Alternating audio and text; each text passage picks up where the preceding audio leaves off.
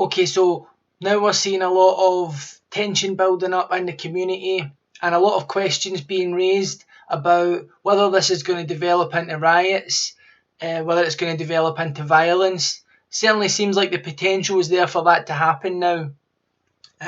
Personally, I don't condone any violent behaviour.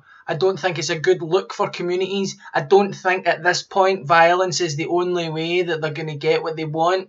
I think if violence does happen, it'll be as a result of frustration in the community, but also of violent actors within that community who might not necessarily have the interests of the community at heart. Having grown up in a community like that with a lot of violence, what often happened was people who like to engage in violence would use other people's issues as a kind of Trojan horse in order to behave violently, and that they would attract the worst elements of law enforcement, and really it would just be a standoff with a lot of different kind of hooligans wearing different uniforms.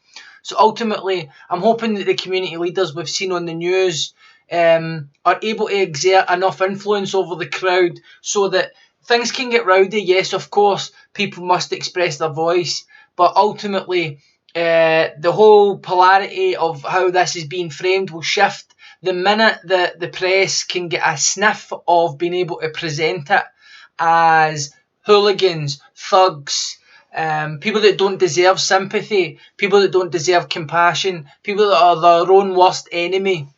And this is a big ask because the people in this community are under a lot of strain, they're in a lot of pain, they're having an emotional convulsion collectively based on the fact that something horrific has happened in their life and they are now going through the first stage of being deeply traumatised. There are people who have survivor's guilt, there are people who will be dealing with flashbacks, and there are people who will just be heartbroken, deflated, experiencing a sense of surreality that is almost difficult to imagine unless you have stared death in the face like this.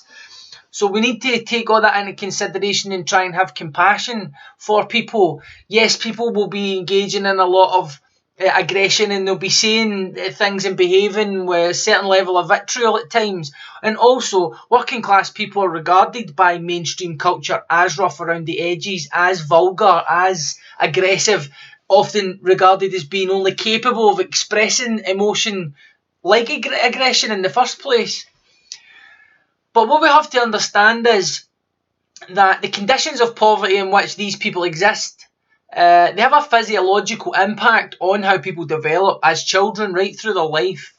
So what you're seeing is a manifestation of poverty in their behaviour and their social attitudes. So there's a pathological belief and a pathological suspicion of public institutions, a pathological belief and a cultural belief that engaging in the political process is pointless, and that people who claim to be representing them are actually self-serving and only engage with them so that they can extract political capital, which then they appropriate in service of the dominant social class who live in the surrounding area of Kensington.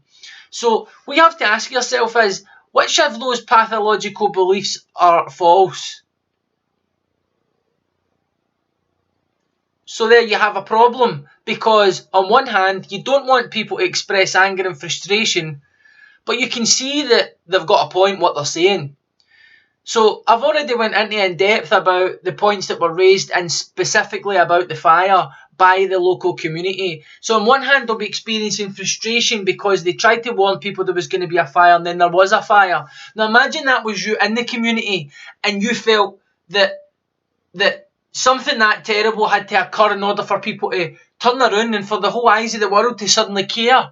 And you're just standing there and you're like, we said this was going to happen, and everyone's ignoring you. That would make you angry.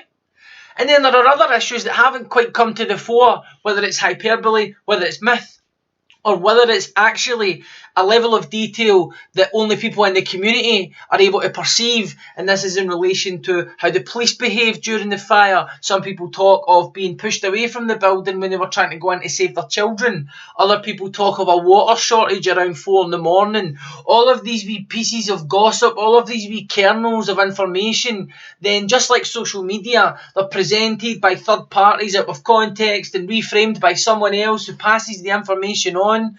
The longer that there's a vacuum of leadership, the more this stuff begins to take root, because in the absence of someone cutting through the noise and saying, this is what's happening, here are the very definite incidents that went on, here is the plan, and here is what you need to know, then people just begin to descend into chaos. And this is why people should be angry at Theresa May, and this is why people should be angry at the Conservative Party, because they're showing no leadership on this issue.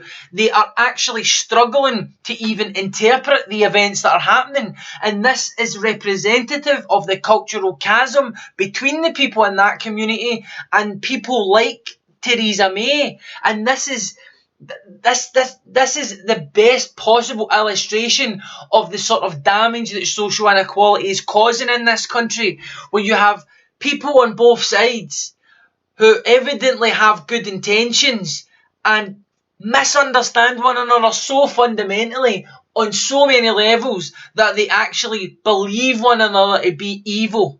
I mean, this is an unprecedented depth of inequality and an extremely complicated cultural picture to even grasp, never mind solve. That's why I try to take my lead from the community. So people have been accused of politicising these events. People like me who've made vlogs or made comment about the fact that these issues are political inherently.